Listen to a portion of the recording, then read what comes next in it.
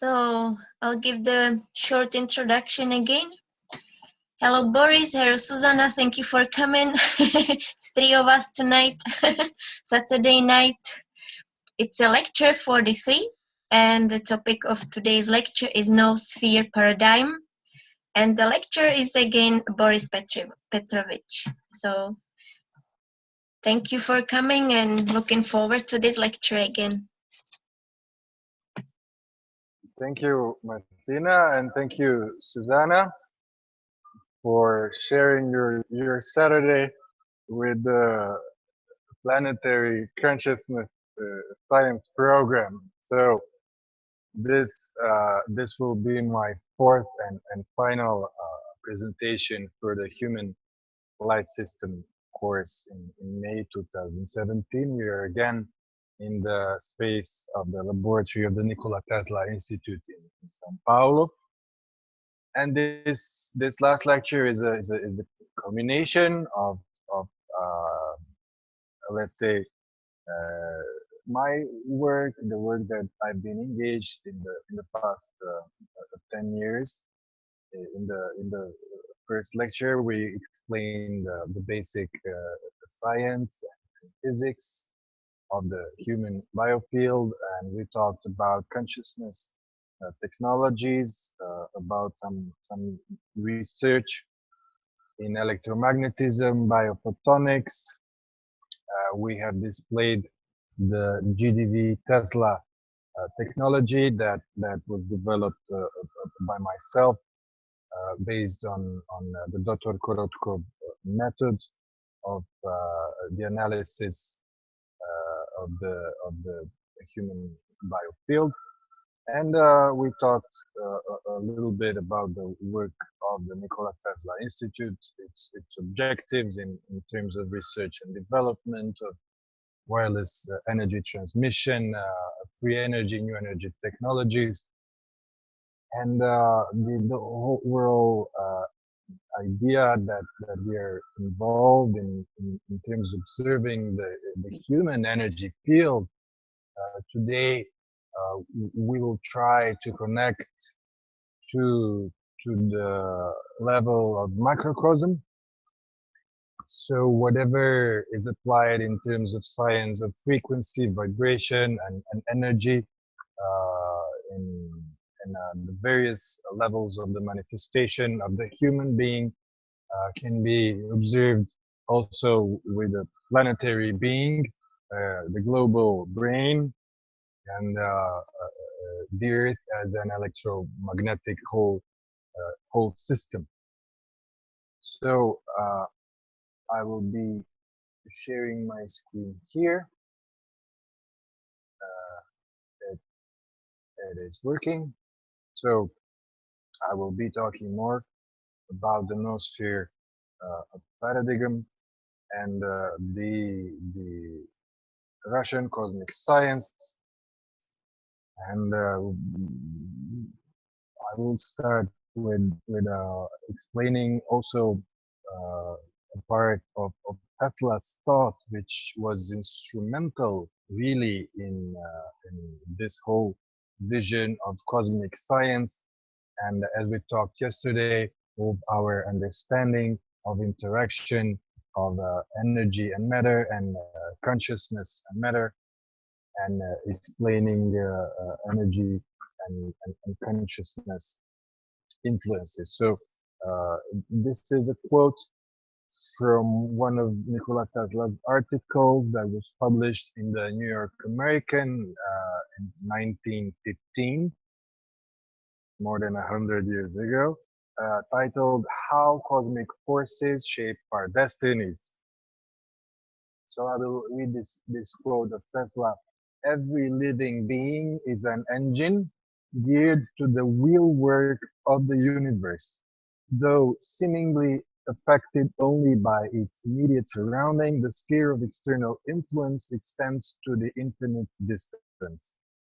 There is no constellation or nebula, no sun or planet in all the depths of limitless space, no passing wanderer of the starry heaven that does not exercise some control over its destiny, not in the vague and delusive sense of astrology, but in the rigid and positive meaning of physical science.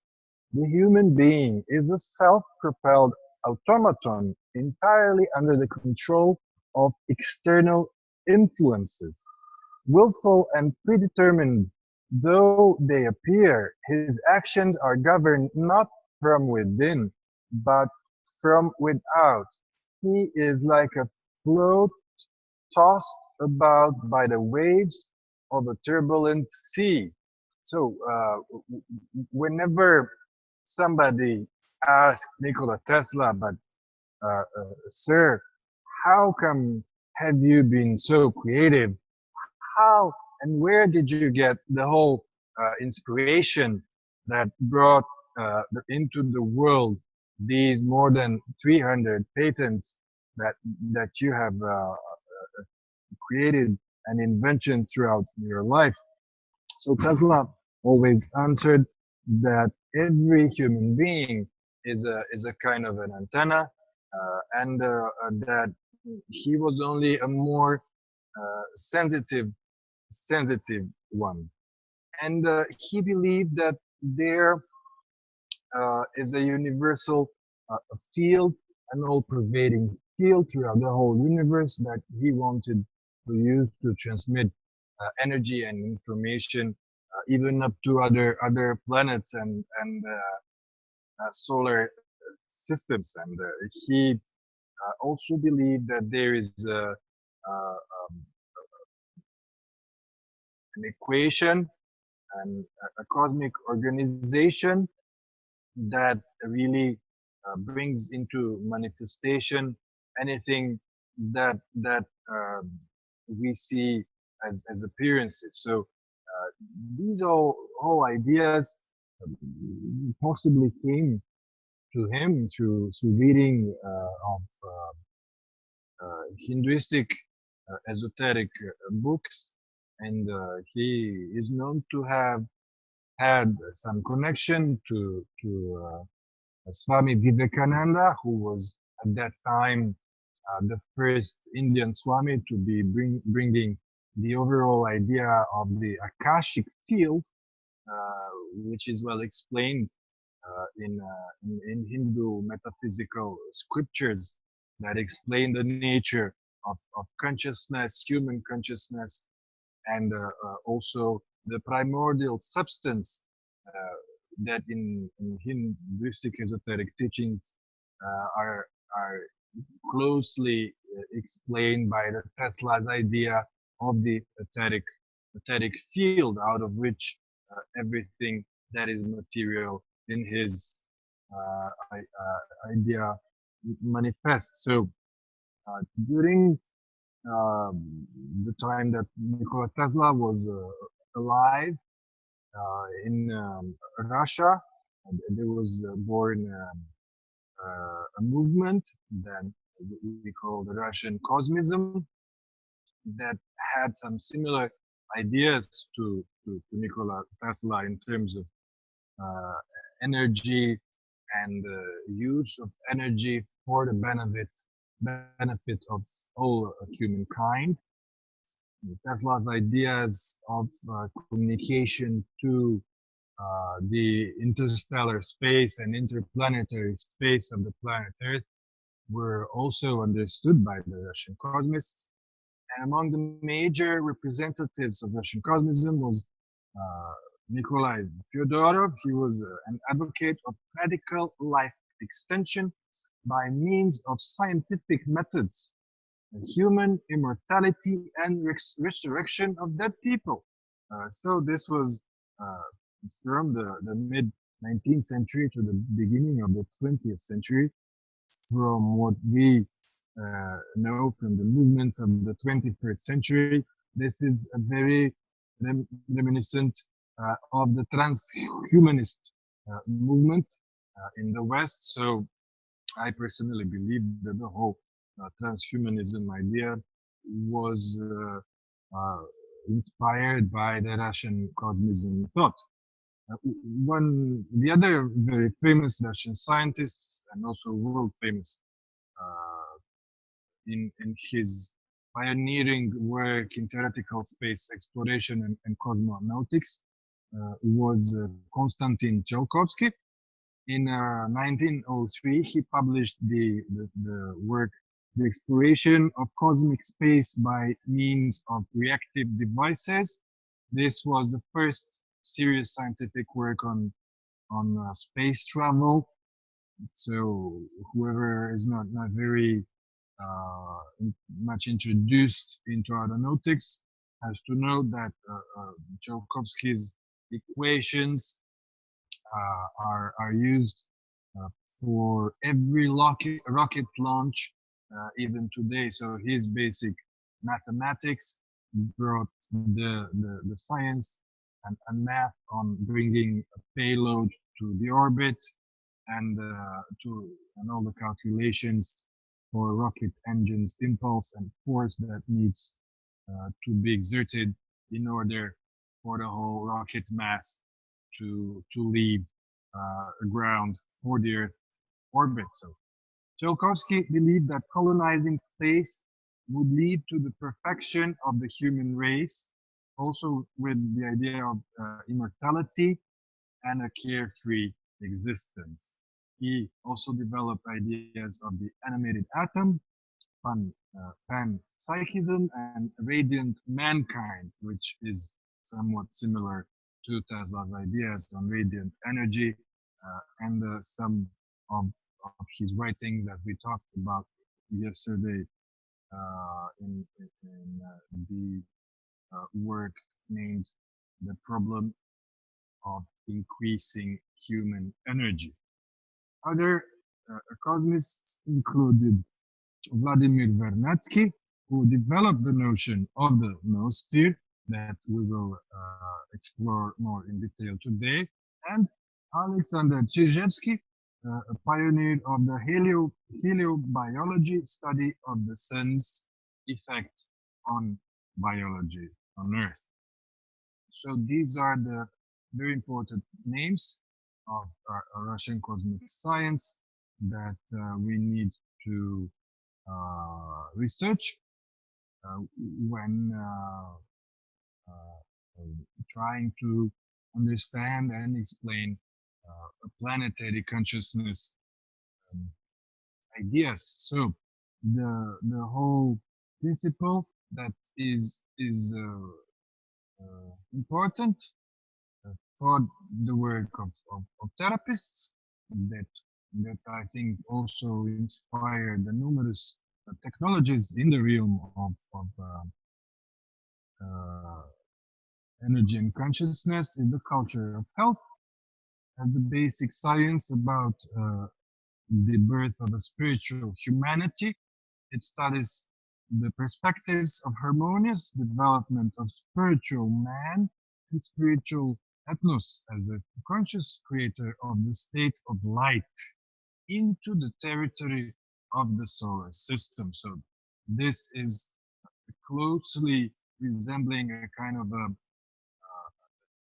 creative evolutionary science thought rather than purely materialistic, which is very important for evolution of mankind, as we said numerous times in these courses. Main themes in cosmist thought include the active human role in human and cosmic evolution, creation of new life forms, including a new level of humanity, the unlimited extension of human longevity to a state of practical immortality, the oddly announced physical resurrection of the dead, and the exploration and colonization of the entire cosmos, the emergence on our biosphere of a new sphere of human thought called the noosphere.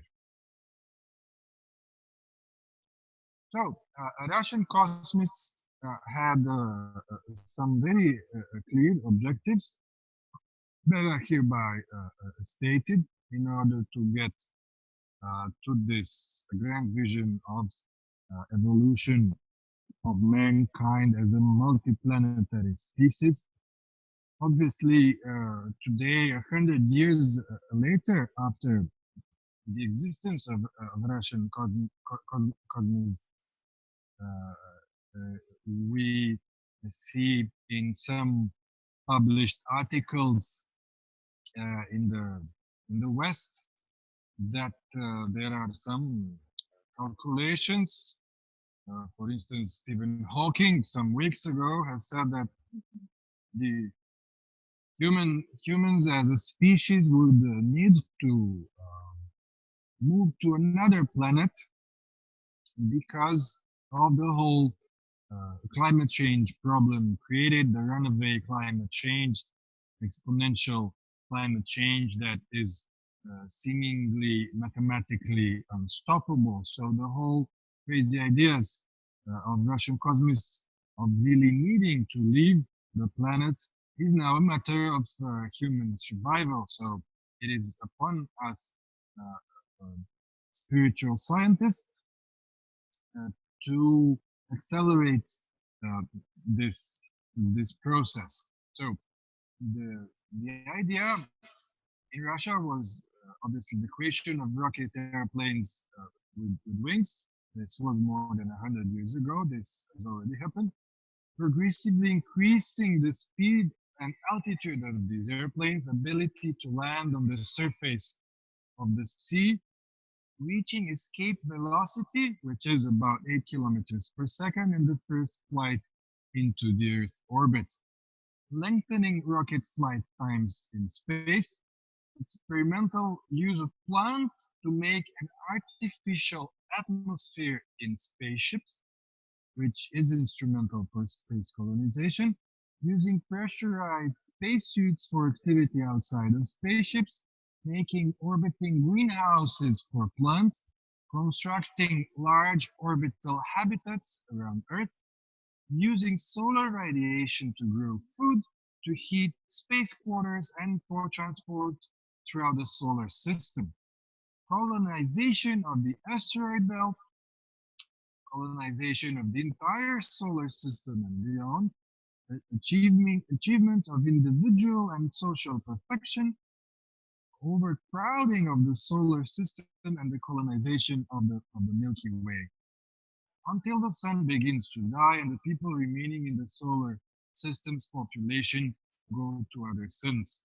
So, it's still some parts have really in the past century um, happened.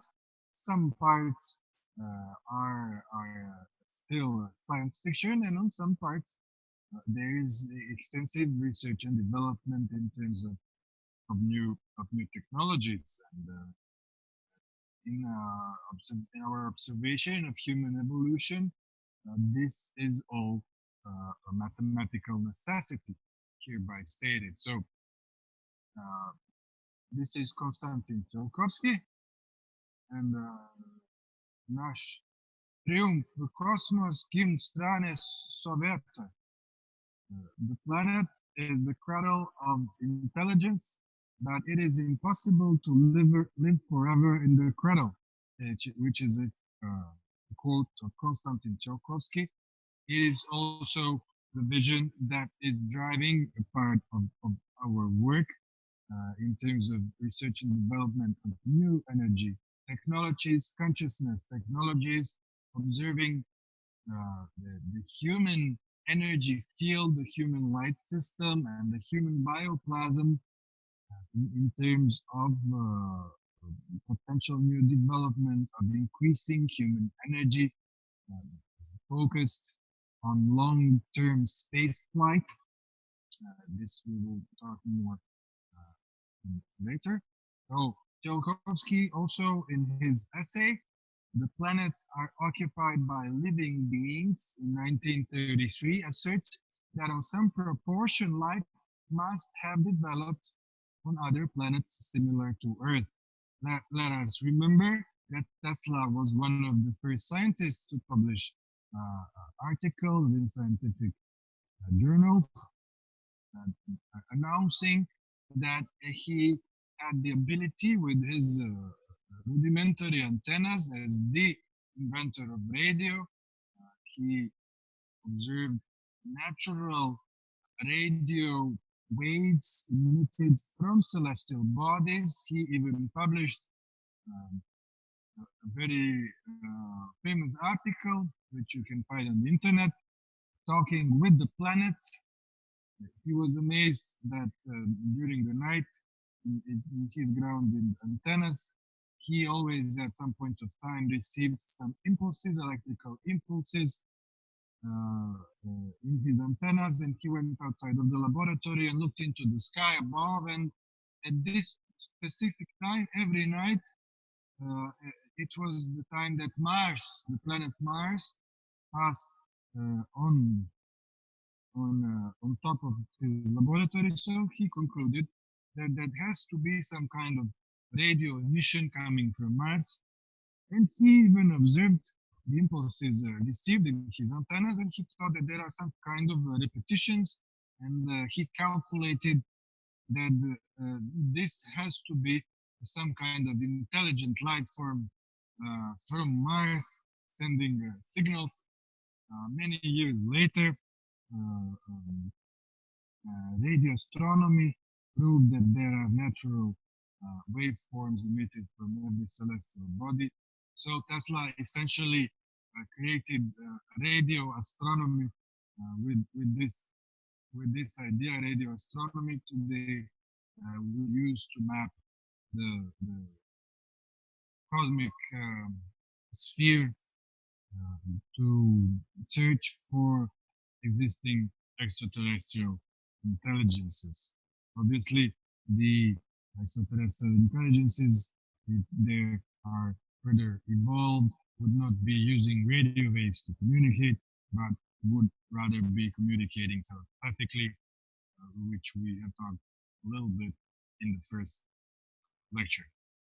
So, the very important Russian scientist Vladimir Vernadsky, who termed the word noosphere as its roots in nous as Greek to knowledge and sphere, the sphere of knowledge, has published the book named Biosphere in 1926, where he stated that a new character is imparted to the planet by a powerful cosmic force. The radiations that pour upon the Earth cause the biosphere to take on properties unknown to lifeless planetary surfaces, and thus transform the face of the Earth. In its life, its death, and its decomposition, an organism circulates its atoms through the biosphere over and over again. Living matter gives the biosphere an extraordinary character, unique in the universe.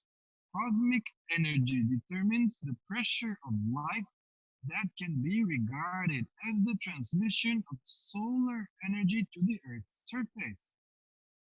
Activated by radiation, the matter of the biosphere collects and redistributes solar energy and converts it ultimately into free energy capable of doing work on Earth. Let us remember that this is all based in part on the discovery, Nikola Tesla's discovery of cosmic rays. So, for us to delve more deeply into the Noosphere paradigm, let us recollect what we talked about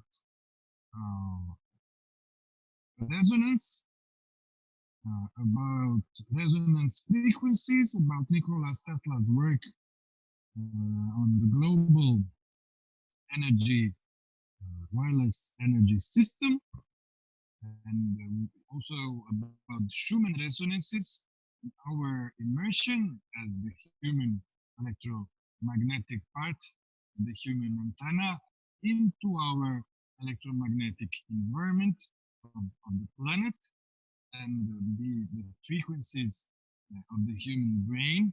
This is very important to explain these three uh, basic points of the paradigm that are presented, that obviously there exist common laws of cosmoplanetary geo-ecosystem. So everything is connected in terms of vibration, energy, and frequency throughout the whole system of the planet. I have said that thereby we can observe the planet as a conscious living entity, uh, possibly having consciousness. So the noosphere is a kind of a carrier of this collective consciousness. And then the whole antenna engineering principles explain the energy and information exchange with the planet in the ways that we have previously explained. So this brings us to the moment that we are living today in terms of the planetary transition process, where we understand through, for instance, of the existing of internet, that this process is a collective evolution of mankind that is in steps manifesting a planetary noosphere as a collective consciousness principle. So these three points of the vision of the Noosphere paradigm are very important. So according to Vladimir Vernadsky, in his later writings, the biosphere became a real geological force that is changing the face of the Earth, and the biosphere is changing into the noosphere. In Vernadsky's interpretation in 1945, the noosphere is a new evolutionary stage of the biosphere when human reason will provide further sustainable development both of humanity and the global environment. In our century, the biosphere has acquired an entirely new meaning. It is being revealed as a planetary phenomena of cosmic character in the 20th century. Man, for the first time in the history of Earth, knew and embraced the whole biosphere, completed the geographic map of the planet Earth, and colonized its whole surface. Mankind became a single totality in the life on Earth. The noosphere is the last of many stages in the evolution of the biosphere in the geological history. This is somewhat starting to appear where we have here a process of individualization, humans, alienation in terms of psychological relation, but then there exists through the appearance of internet movement that really is instant communication that is leading to development of new collective and skills. Boris, sorry for interrupting. The sound is quite poor. My microphone is it better now? Yeah, let's try. Yes, let's try. Thank you. Thank you. Is it better? When I move, the microphone moves. Yes, that's better. So sorry for my Russian here, but one of very good friends, Jose Arguelles, who was one of the writers that published a book that I helped on writing. He published the book, The Noosphere Manifesto, and it is based on some of the researches of cosmists and also Nikola Tesla and my research. And in some of his previous books, he talked about the appearance of the technosphere. The technosphere is really the emergence of a dead ecosystems on the planet. We are experiencing in the past 15 years a runaway climate change. And yesterday we talked a little bit about the problems of our economical system and the state of evolution of human consciousness that does not really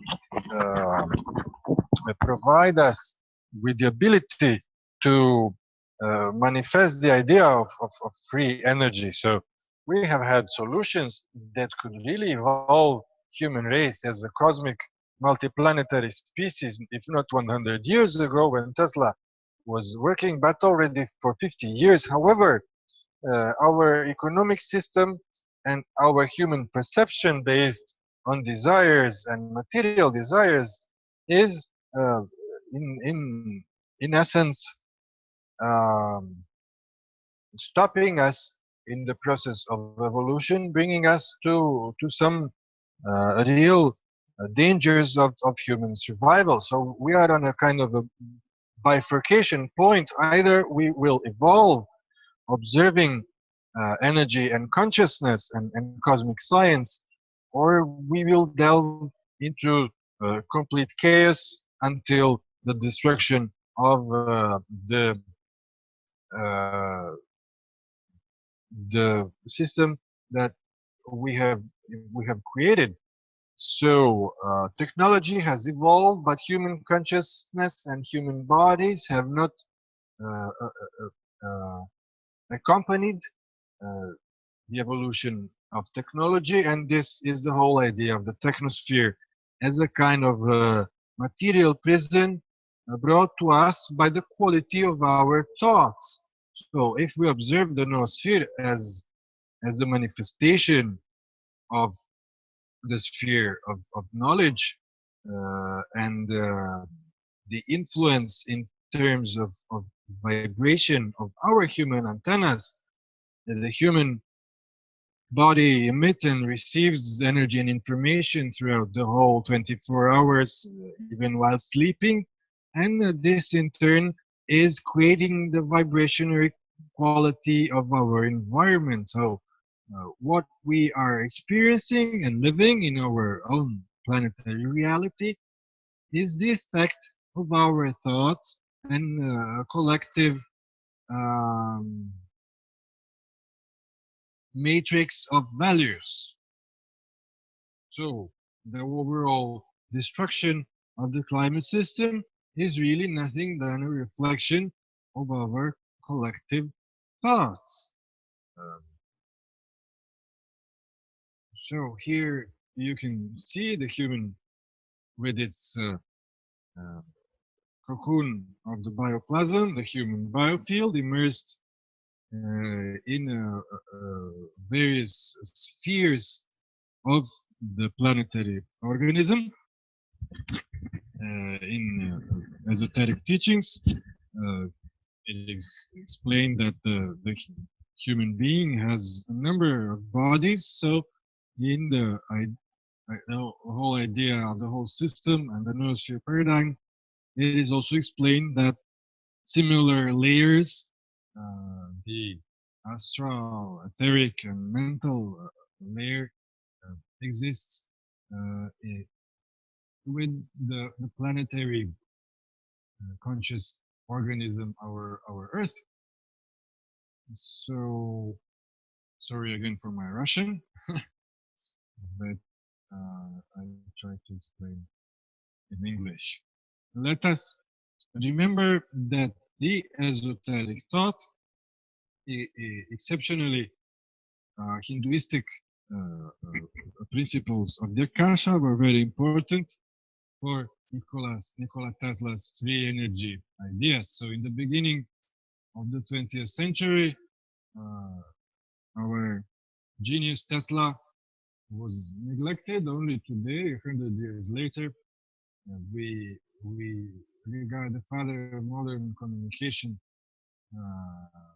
as important, and his conflict with then scientific world was based on his mentioning of the original medium that fills space, that he talked about the ether, comparing it to the akasha, this light carrying medium.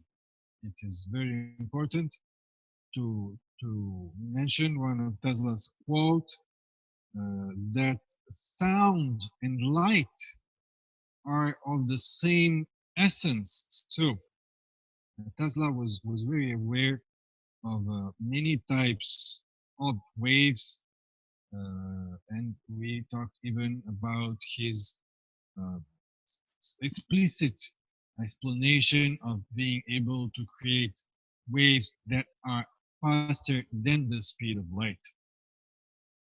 So Tesla wrote in his unpublished paper in 1907 named man's greatest achievement that this original medium is a kind of a force field that becomes matter when prana, a type of cosmic energy, acts on it. And when this action ceases, matter vanishes and returns to Akasha. Since this medium fills all of space, everything that takes place in space can be referred to it. The curvature of space, said Tesla, which was put forward at the time by Einstein, is not the answer. So Tesla and Einstein had very many conflicts. Tesla really did not have the type of thought on materialistic particle science. He regarded the existence in the universe with force fields, waves, vibration, frequency, and energy. So, however, in the first of the decade of the 20th centuries, physicists adopt Einstein's mathematically elaborated four-dimensionally curved space-time, with the exception of a few maverick theoreticians refusing to consider thus the concept of space filling ether, medium, or force field. So we talked in the first, I think, lecture or the third about the problem of modern cosmology, of dark energy and dark matter, and the possible linkage to Tesla's idea of an all-pervading medium. Tesla was not the only scientist at that time that talked about ether. Lord Kelvin, who was his very good friend, also collaborated. Tesla's insight fell into disrepute and then into oblivion. So today it is revived by Bohm and Puthoff and a small group, but a growing group of scientists that are rediscovering the role of information in nature and locating nature's information field in the quantum vacuum, the much discussed, if as yet imperfectly understood, energy sea that fills cosmic space. Let us remember that in yesterday's lesson in free energy, we talked about the quantum vacuum being observed in the Casimir effect as a force field that is able to provide work. So, um, repeating more uh, points on the human antenna. Here we can see the human as an energy being on the ground. So we observed through Tesla's Earth resonance frequency ideas how it is very important of our understanding of geomagnetic frequencies, these natural currents in the ground. We observe the importance of this resonating cavity called the ionosphere and the Schumann resonant frequencies that are connected to the working of our brain. We are starting now to talk about the immersion of the planetary electromagnetic cocoon in the solar and galactic energy medium And this is something that the Noosphere Paradigm also talks about and is partly based in energy phenomena and their vibration essences and frequencies in the whole universe and the solar system. To amplifying the perception of the human antenna, it is important to know that some types of cosmic rays pass through the entire planet uninterruptedly, and some even touch the planetary matter. There is an intimate connection of every living being on Earth with Earth's magnetic field, which makes man a walking antenna as it moves in the field through which it is connected. The development of the field of biocommunication and bioinformation in the solar system is improving the understanding of how biological life on Earth may be interacting and exchanging information with remote regions of the cosmos. Studies Studies in bioelectrodynamics show how magnetic fields can elicit how low frequency exogenous behavioral and physical reactions uh, in humans, and these are effects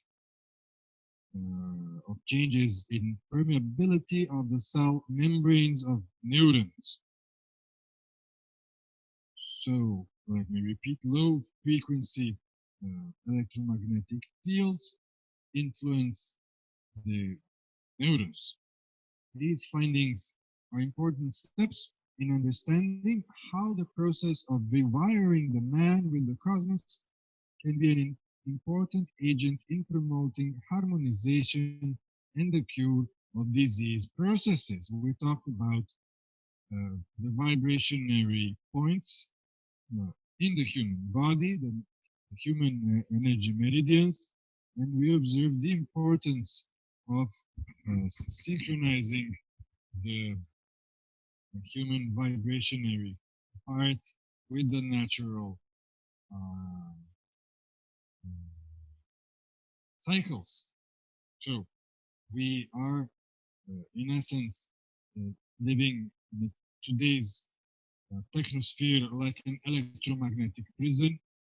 We are bombarded with some waves like microwaves that are not very beneficial for our biological and energetic being. These wavelengths are on the size of the cellular membrane, and therefore they can be instrumental in breaking of the cellular membrane.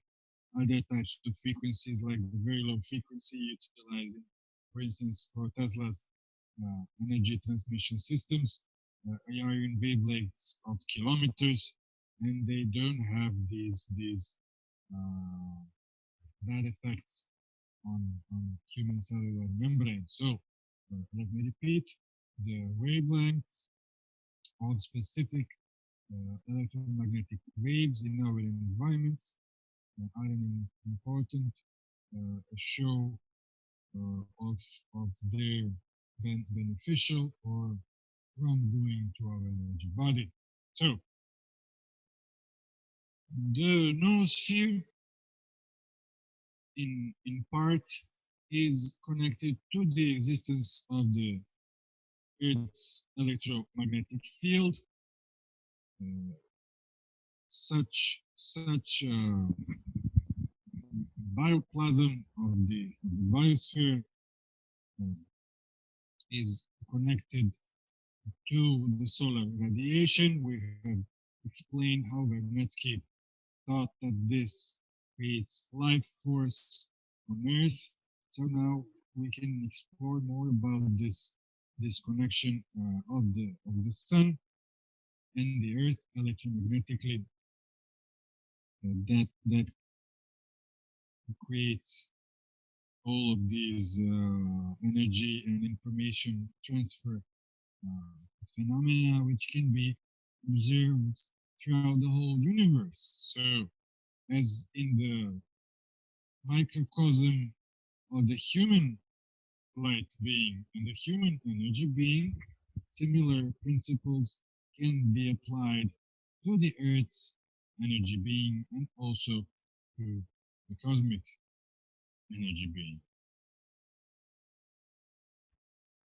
For us to understand the whole flow of energy in the solar system, we need to observe the geomagnetic storms.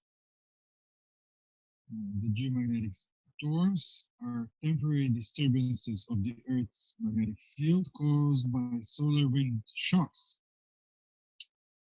These shock waves interact with the Earth's magnetic field, and the increase of solar winds, for example, pressurizes and compresses the Earth's magnetosphere and interacts with the Earth's magnetic field and transfers an increased amount of energy into the Earth's magnetic system. So these interactions cause an increase in movement of plasma through the Earth's magnetic field and increase in electric current in the magnetosphere and the ionosphere, which we said is very important as a cavity, as a resonating cavity in connection to the human brain and the human consciousness. So there exists a connection in between of the flow of the solar plasma, geomagnetic activity, and our energetic and psychological system of the human biofield. So the solar magnetic activity influences this geomagnetic activity, thus influencing the human magnetic field. Here we have a nice design that I did a number of years ago, maybe even 10 years ago, and that shows some of Tesla's thoughts. Sorry, Boris, I can't hear you again. Is it only me? Is it only me, Susan? Oh. The sound is, I think there's a sound that goes a little bit up and down depending on the intensity of the voice and also the orientation of the mic, maybe. Maybe where you are might be very sensitive because of some magnetic field. I don't know. Maybe it's the aliens interfering. Let me. Is it better now? Can you hear me better? Yes, it's a bit more smooth. That's better? Okay. Yes. Yeah, thank you. Let's repeat the observance of the human meridians and these electrical impulses that are connected to the ascension of human consciousness in the human body to the overall idea of resonance in the Tesla coils. We explained a little bit about the vibratory centers of the human. Here are some designs that connect in terms of high frequency transmission, the human antenna to the global antenna, and furthermore, this is something still to be researched in the field of telepathy and biocommunication.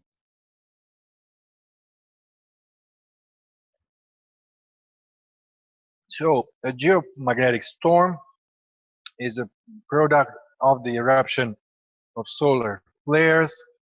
Here we can see a graphic of the first 22 hours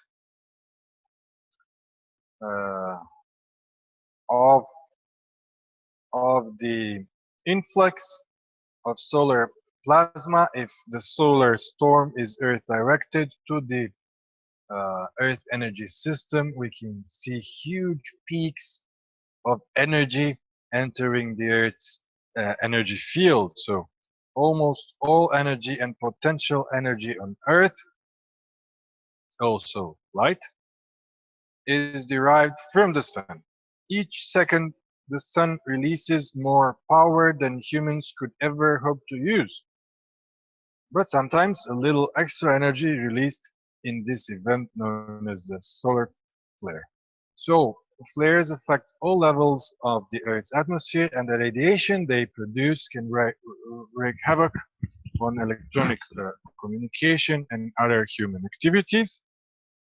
Without the protection of the atmosphere, The proton storms generated by these flares would be deadly to anyone who encountered them. So for us here at the Nikola Tesla Institute, it is very important as an energy source for electrical propulsion, for the possibilities of space exploration. The amount of energy released in a solar flare can be as high as 6 times 10 to the 25th joules of energy. So this is more than all the fossil fuels that exist on Earth and have ever existed on Earth combined. Only in 24 hours. So, huge amount of energy, which still we need to understand how to use. Nikola Tesla was on the right track in his research of the global energy system and also of the natural plasma phenomena. Let us remember that he was a very intuitive observer of nature phenomena, and most of his findings were transformed into working technologies. And he said that he was in Colorado Springs very fond of looking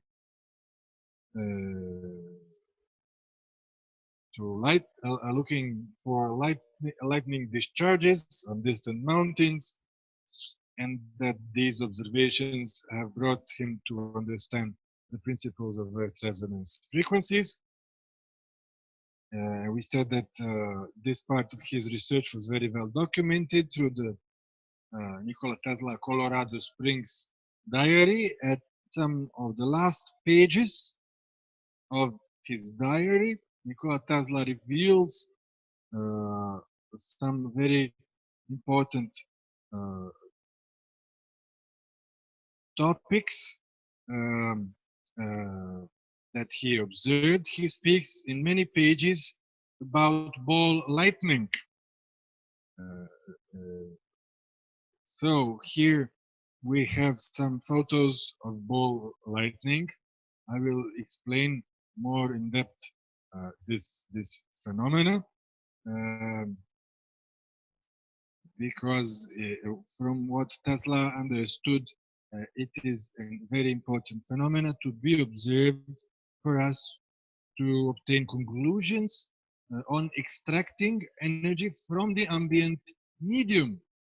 So ball lightning, here in the top photo, we can see an artificial discharge created in a Russian laboratory, and also the same laboratory to the right, the photo to the right, which involves high voltage discharge through an electrode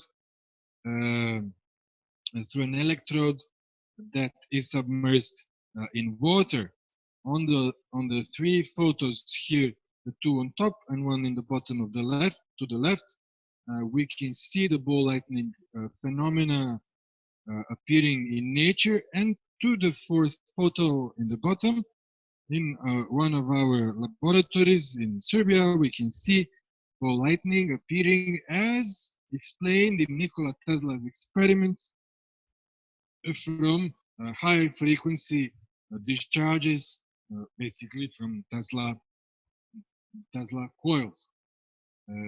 Ball lightning normally appears during thundery weather as a free floating globe of glowing gas, usually spherical, that can enter buildings in a variety of ways. It sometimes squeezes through spaces much smaller than its diameter, and occasionally passes through closed windows, which it may or may not damage.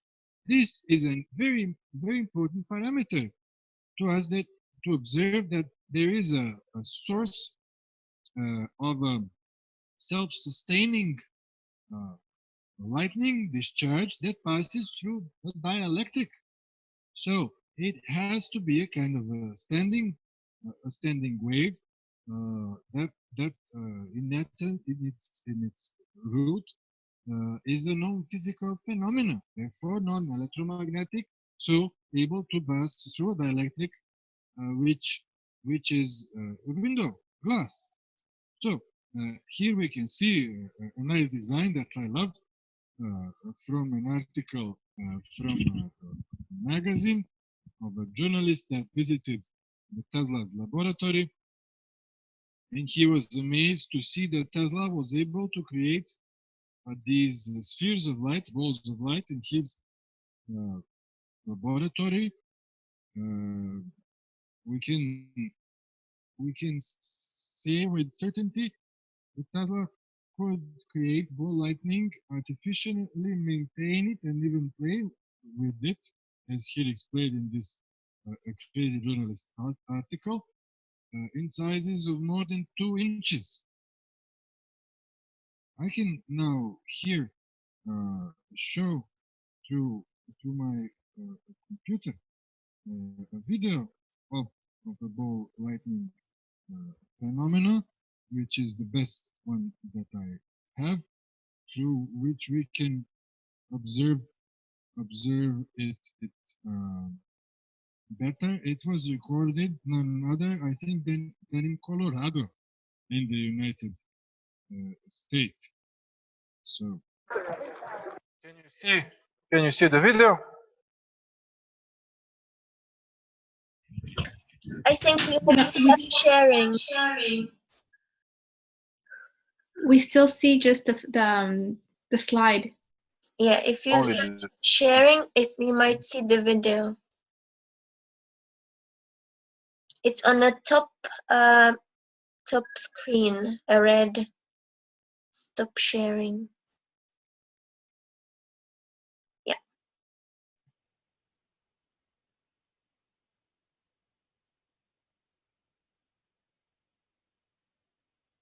Is it working, the video? Let me see here. I'm going to now share. Okay, here.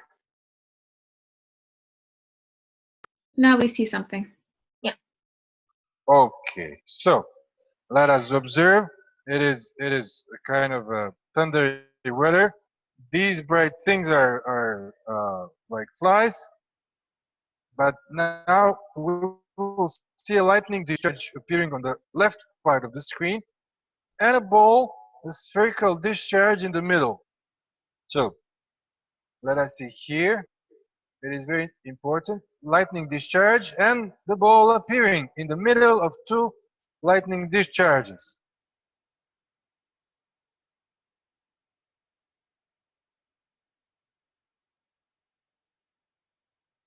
So this is a self-sustained, natural, spherical discharge.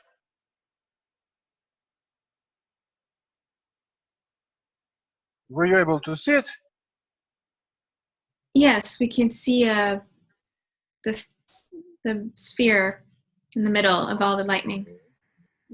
Okay, so let's. Is that the same thing that was mentioned in the slide where the Tesla was holding a ball, like a red fiery ball in his hands? That's not the same thing, is it?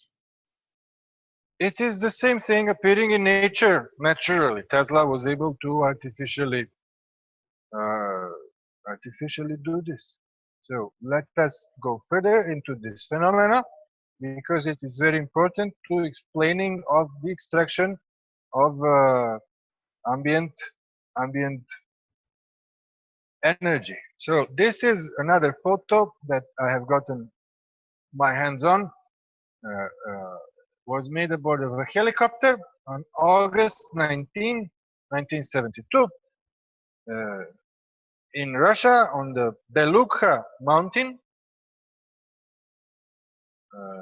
So these 2 huge natural self-luminous formations were imaged, and if we observe the size of the mountain, we can give the size of these glowing self-luminous formations to more than 1.5 kilometers. So this is even larger than what I showed on the video. Tesla was very interested into this phenomena, and more than 200 academicians of the Russian Academy of Science are now interested in this phenomena because they think that this can explain cold fusion. Just to So clarify, did you mean that was 1.5 kilometers wide? yes, 1.5 kilometers.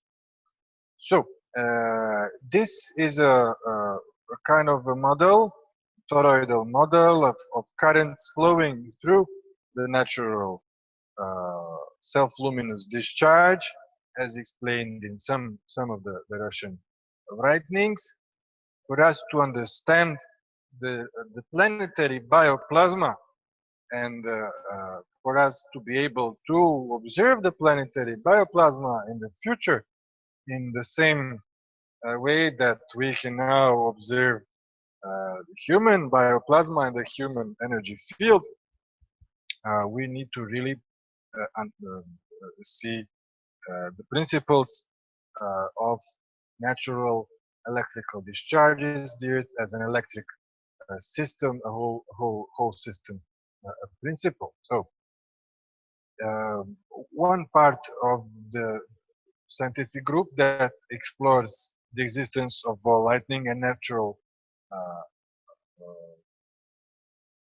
self-luminous formations explains them as vacuum domains, and in this way they explain the extraction of energy from the vacuum that is needed to sustain the electrical discharge as a circuit. So the question exists, where does the energy from the ambient come from to sustain these charges, and how does this plasma go through windows, which is dielectric, and the explanation of vacuum domains. So the root of the appearance of the plasma is not in the material manifestation, but in another domain, which is explained, for instance, through the existence of gravity waves and other non-physical phenomena. So another type of glowing plasma discharge in the Earth's electromagnetic environment that is important for understanding of the planetary bioplasma are the transient luminous events. These are optical signature of energetic processes in the upper atmosphere, of which sprites are the best known. So these phenomena here are called sprites. These are large luminous discharges that appeared in the altitude range up to 90 kilometers above large thunderstorms. So everybody knows there is lightning coming from the cloud to the ground, but not so many people know that from the cloud to above up to the altitude that is nearing the ionosphere, which is the naturally conductive layer that we talked about many times, that starts at around 100 kilometers. So this is something like 60 kilometers of lightning going from the clouds up into the sky. So sprites arise from the quasi-electrostatic field resulting from the removal of the significant amount of charge in a large lightning stroke. So Tesla was also aware of a natural electrical connection that exists above the part of the atmosphere, which is dielectric, that contains air and starts somewhere around where sprites start, and the existing of the global electrical circuit. So he was not very crazy thinking that he can transmit energy through the ionosphere. Obviously, there is a natural process um, showing us this possibility. It is called rate. So let us remember Tesla's experiment with the gas, with the pressure tube, with the reduced air, and with the vacuum pump, where he reproduced efficiently the conditions in the upper atmosphere to show that he is able, through corona glow, which is a type of discharge that is ionization, to send wirelessly industrial usable amount of energy. And what we talked about, the specifics of the geophysics of Brazil that brought me here, we can see here again that most parts of of the country are located within the South Atlantic anomaly. These three diagrams here are the most recent calculations by the European Space Agency of the phenomena. We can see Sao Paulo here is at the border of the focus point of the phenomena, which is red. And you can see Brasilia, the capital, here in the middle, in the region where we are planning to bring up our test field of our antennas for the Earth resonance project. So here we can see a better map locating Brasilia in the central zone. And here we can see a cutoff of Earth and the Van Allen belts, which are parts of the Earth's electromagnetic field that are natural capacitors that store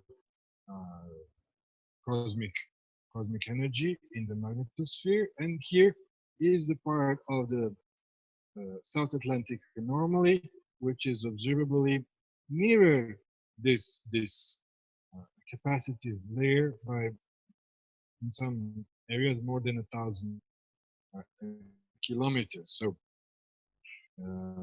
satellite observations of energetic particle fluxes in the South Atlantic magnetic anomaly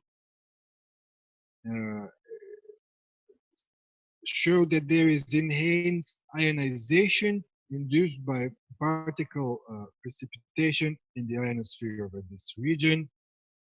So whatever we want to do in terms of wireless energy transmission, we can do with more efficiency here, therefore less investment. We don't have JP Morgan to recreate the Tesla's tower, so we have to do it smaller. Also, the effect of the South Atlantic anomaly is a weakening of the Earth's magnetic field.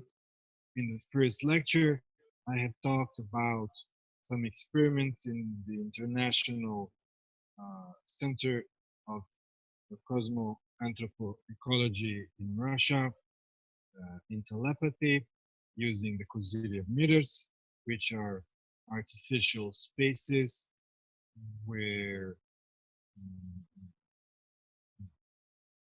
types of aluminum tubes are used to decrease artificially the Earth's magnetic field up to 600 times to improve the functioning of the human antenna and therefore potentialize telepathic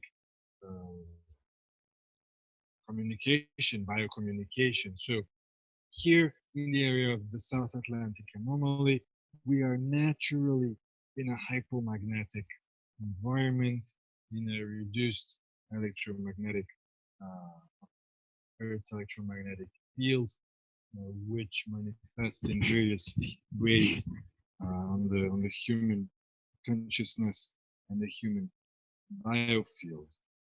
So some part of my research is in explaining really the vibratory and frequency connection in between the human biofield and the global energy information field, observing the existence of a planetary uh, bioplasma and the importance of the noosphere as the information field of the Earth, which is involved the field of various psychic phenomena also. So here I will show a little bit on the connection of the frequencies involved. We talked about the Schumann resonance and how it is very important uh, to understand the ionosphere resonating cavity, connecting it with the functioning frequencies of the human brain, but there are also vibratory mechanisms in the Earth's electromagnetic field that are connected to the frequency of the human heart rate. This is something that is science of the future. The Heart Math Institute has observed the largest electromagnetic signature appearing from the heart vibrational center. And in my research, I am studying ways to electromagnetically stimulate what appears to be connected to the frequency of the heart rate in terms of wavelength in the Earth's magnetic field. The Earth's magnetic field is observed as a particle accelerator. Every particle of the solar wind has to flow not directly to the Earth's atmosphere, hitting it, but because of the existence of the Earth's magnetic field, the Earth is protected, and the particles are entering accelerated through the lines of force of Earth's electromagnetic field, therefore entering the lower magnetosphere from the night side of the planet. In the recent 15 years, some technologies based on Tesla's patents have developed to modify the ionosphere and parts of the magnetosphere. Tesla clearly specified the Earth as being one of the conducting media involved in ground and air system technology. The specified medium is the atmosphere above 8 kilometers of elevation. In Tesla's theory, the atmosphere's insulating properties can be easily impaired, allowing electric currents to flow. His theory further states that the conducting region is developed through the process of atmospheric ionization, and he was artificially able to induce this natural flowing plasma where he wanted. And in his 1916 interview, he said that he has constructed and painted in a form of apparatus, which with a moderate elevation of a few hundred feet can break the air stratum down. And then he said something like this: you will then see something like an aurora borealis across the sky, and the energy will go to the distant place. Here we can see two photos of the natural occurring aurora borealis. One is the radio wave sending of the phenomenon above the planet. I can't really see in the map where this is, but let me repeat, Tesla was able to artificially induce this light glowing plasma phenomena that we call aurora in the upper atmosphere that is attributed to a part a part of the working of his global wireless energy system, and is also observation of the Earth's bioplasm. So I will not go more into the science of the Earth's magnetic field as an accelerator, but this is a phenomena very important for the working of a very special technology called the High Altitude Aurora Research Program. Shortly, they call it HARP, which is a method of magnetosphere modification based on Tesla's patents. So this is a test field of a matrix of antennas that is able to uh, send energy into a specified point in the ionosphere, thus heating the ionosphere, changing the geometry of the ionosphere, and changing the properties of the resonating cavity. Changing the geometry of the Earth's resonating cavity can provide very many effects, out of which one is modification of human behavior. Uh, there are a whole lot of books and films about this technology. Not all are true. Obviously, this is a very important technology that deals with the flows of energy in the Earth's biofield, and this has to be observed with caution. Any type of hyperstimulation of Earth's electrical impulses is similar to stimulation of, for instance, the use of electroacupuncture on the human body. So this is really a type of technology that can change atmospheric fluxes, uh, therefore moving humidity in air, atmospheric rivers from one part of the planet to another. Uh, some ancient civilizations also use this type of technology of atmospheric ionization in order to stabilize climate. So HARP is nothing more than a scheme proposed to modify the magnetosphere by injecting plasma near the equator beyond the plasma poles and initiating wave particle instabilities. Um, this is one of the properties of the technology. It is based on Tesla's patents, and to really combine the whole theory with important practice, I will repeat something that we talked about in the first lecture. Now that we have learned how the Earth's magnetic field um, as our energy environment is connected to Schumann and geomagnetic frequencies, to our microcosm of the human being. We can talk about the human resonance systems, understanding that telepathic connection in between human energy fields is nothing more than a resonant transmission of bio information. Observing the Earth antenna and the Noosphere Paradigm, we can explain um, the existence of global consciousness as a way of bioinformation exchange. What is internet today for computers, the noosphere is for the humans uh,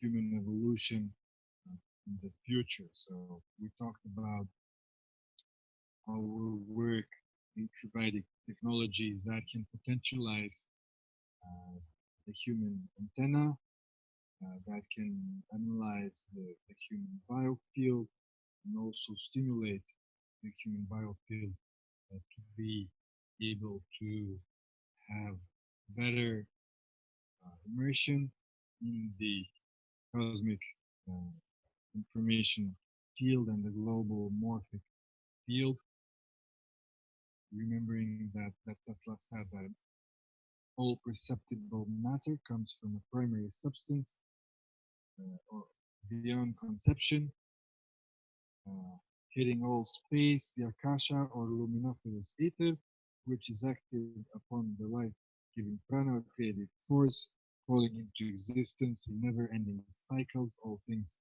and phenomena. We are working on providing technologies and stimulating the human biofield with the objective of resonant energy transmission, where we can have devices providing us with wearable energy that can be used for simple things like recharging gadgets, but also for the protection of the human energy field and increasing of the human antenna energy. Also, we are working on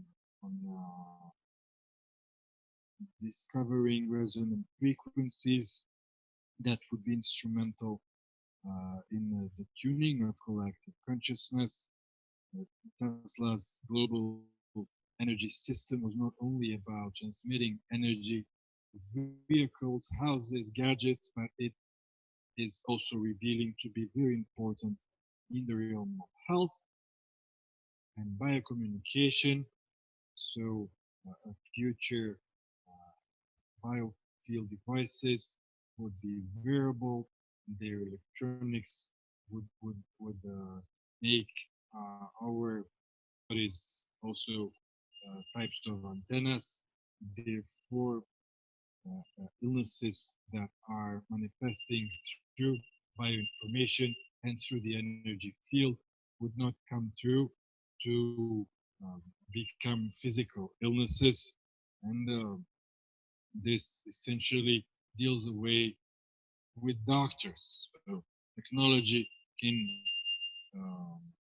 make us healthy without even going to the doctor if we understand how to maintain the energetic equilibrium of the human organism. We talked that the human body is a free energy generator, and that there in the field of non-electromagnetic energy potential appears fluxes of energy that in fact create conditions in matter, which is the physical body.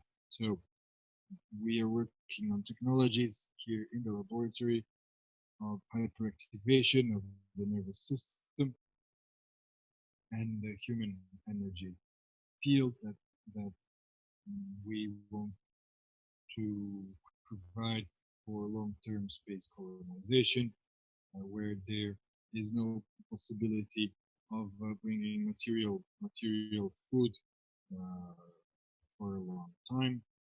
Some months ago, there was talk about building colonies on Mars, and that these first colonies on Mars will have to be vegan because of the problem of really bringing material to a distant world. If we remember the idea of Russian cosmism, of space colonization, and reaching human immortality, it is all connected to our perception of matter and energy and the whole energy flux system that goes in equilibrium or disequilibrium in our body. The organism is a light being. That is why it is theoretically possible for an organism to give up physical food. This is a quote of biophysicist Fritz Albert Popp. Tesla also said in his famous article Talking with Planets in 1901, why should a living being not be able to obtain all the energy it needs for the performance of its life functions from the environment, instead through the consumption of food, and transforming by a complicated process the energy of chemical combination into life-sustaining energy? Our work in space technologies is focused on human living systems, the analysis of the human biofield, various types of sensors that can provide information of the human energy system, and other technologies that can be used to stimulate the energy flows. And in the idea of space colonization, we observe also energy and living systems. Ecosystems are cycles of sunlight and water and can be self-sustaining. So to create a space colony, we have to think about these parameters be self-sustaining. The science of biospherics is involving living systems, self-sustaining technologies in research, and this is one of the habitats that provided a platform for self-sustaining living systems. It's called the Biosphere 2. It is based obviously on the essential ideas of Vladimir Vernadsky and other Russian cosmists. Biospheres as a class of objects to study are defined as energetically open, materially closed life systems, natural or artificial, and capable of long-term self-renewal. The Biosphere 2, modeled after Earth, was an glass-enclosed mesocosm designed to and built to serve as a materially closed and durable environment research apparatus consisting of 5 model ecosystems. This system also includes an intensive agriculture biome and a crew habitat that will support 8 crew members for a 2-year mission that would see them become completely sealed from the surrounding environment, and thus created the world's largest scale materially closed system that could be reproduced on a completely inhabitable planet on another world or solar system. So self-sustainability is the ability to manage life by having sufficient resources, including water, energy, alimentation, and community. The chances of long-term humanity survival are greatly increased. If not all are dependent on the same ecosphere that encompasses the entire planet. And so observing the process that we are going through, we need to research the whole systems and self-sustainable living systems with the basic concept of providing energy for the biosphere. These are some biodomes. One is the Eden project in the United Kingdom. Another one is in the United States is the construction of the Amazon biodome.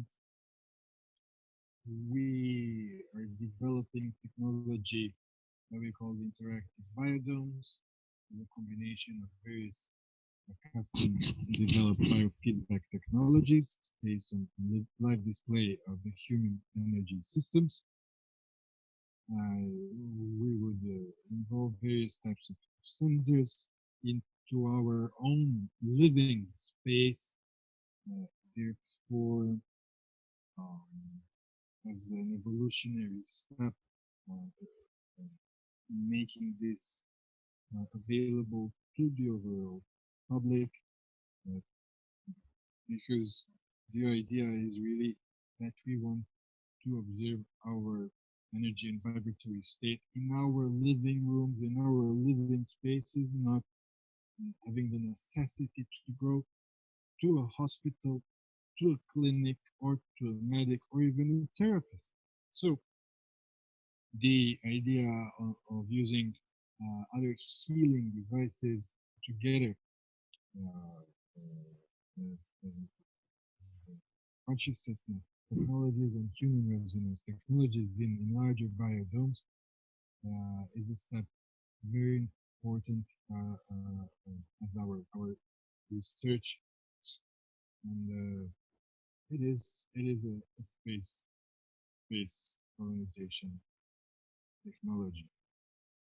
These are some biodomes designed for Mars city design,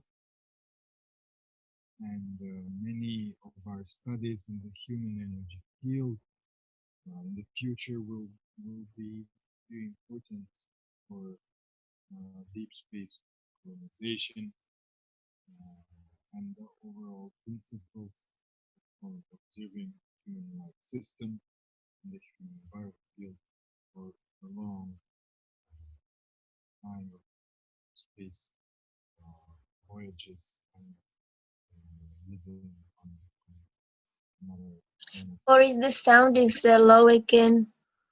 Sorry. Yes, this is because my voice is already done. I I got a bit tired. Oh, let me just share some of the references for some of the lectures that we had the past four lectures, so you can capture the screen and look into. This is just a part of the research. I think it's from the first lecture. Anyways, you have my email for further questions. Let me see here if there is some live questions that we can do. Okay, it's time for questions. There is something in the chat. This we already talked about. Ball lightning we explained. Okay, are there questions? Can you clarify when you were talking earlier about the ball of energy that Tesla was able to recreate? He was able to hold it in his hands and then put it in the box of wood. And so how is it that he didn't get burned? What's the temperature and what's the power of such energy? And has anyone been able to recreate it since? And if yes, to what extent? If I explain this, I would be killed, obviously.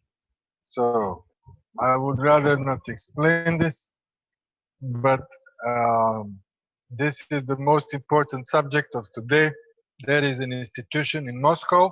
It is a Russian research institute. I will not even name it, where I have seen two devices, out of which one can create 15-centimeter ball lightning. I will not talk anymore about it.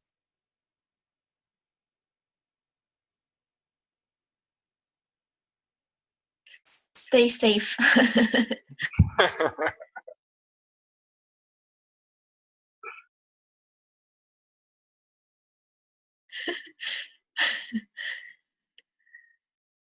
Any more questions, Susanna? Any courageous questions?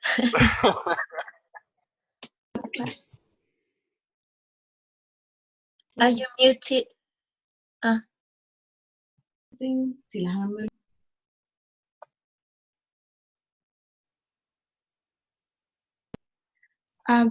When you were talking about the South Atlantic anomaly and how that area is a little bit different, how does that,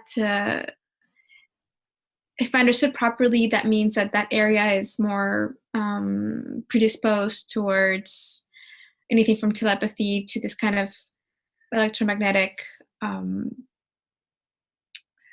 guess, developments.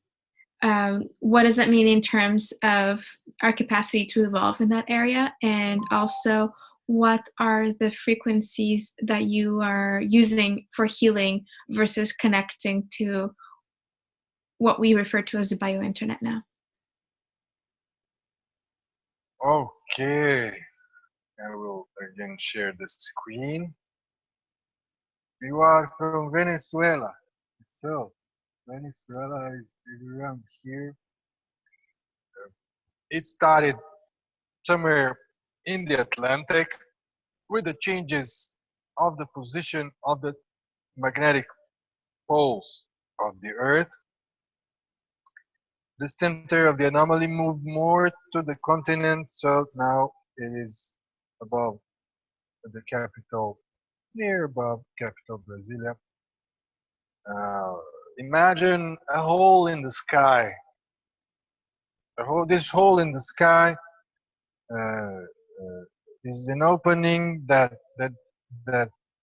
leaves more radiation going through, any type of radiation, ultraviolet, solar, antimatter.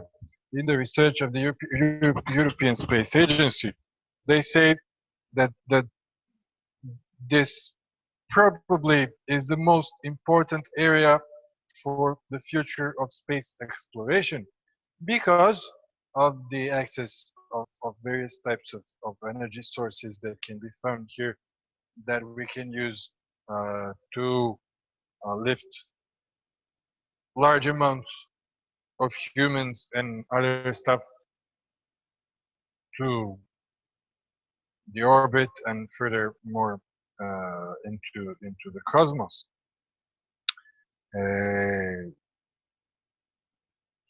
We have an idea of a project of studying the influence of the anomaly during solar storms, when we have intense electrical discharges in the electromagnetic field.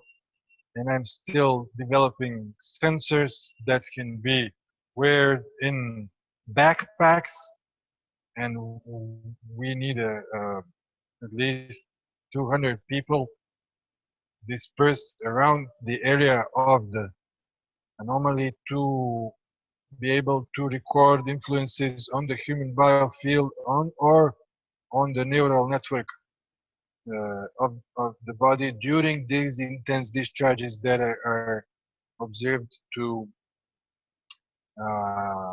increase fluxes of energy and other types of radiation in the environment. So this is still an experiment that needs to be conducted. It is already a type of biointernet, so we will have sensors observing the human energy field and all this data from hundreds of people dispersed around a changing energetic environment and collected to a central database. We need the military of Brazil involved in this, and I will not talk anymore about this. And what was the other question? Thank you. Frequencies.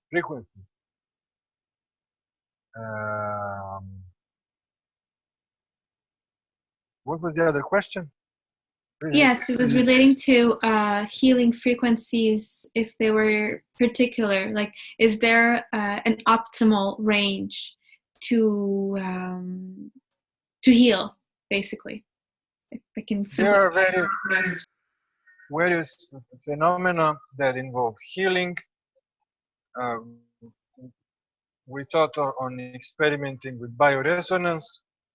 Bioresonance has its database of healing properties, of letting current through the physical body and connected to specific frequency patterns of a type of bacteria or parasites that can be killed. Then again, we had some experiences with radio frequency waves in megahertz. In, in the megahertz spectrum that are able to reduce the growth of some cancerous cells. But I had more interest in working with healthy people, with evolving their human energetic field and potentializing their ability to biointernet connection with the global morphic field. We have observed that high frequency discharges and pulsating high frequency electromagnetic fields influence and increase the potential of interaction of the human mind and matter, and also influencing what can be called the flux of time, which is one important research that is derived from Nikolai Kozyrev's ideas that we explained with the telepathy devices in the first uh, um, lecture. We also have some ideas and some basic circuits that we want to use to deal with the non-physical phenomena. Therefore, we do not observe the Hertz spectrum nor any type of existing electromagnetic radiation or frequency. This is also something that is better not to talk about.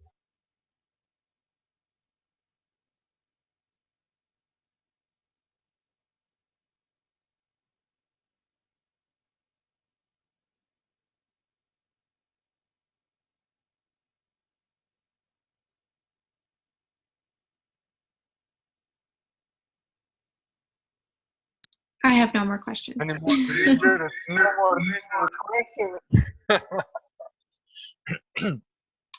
Okay, so thank you, ladies, very much.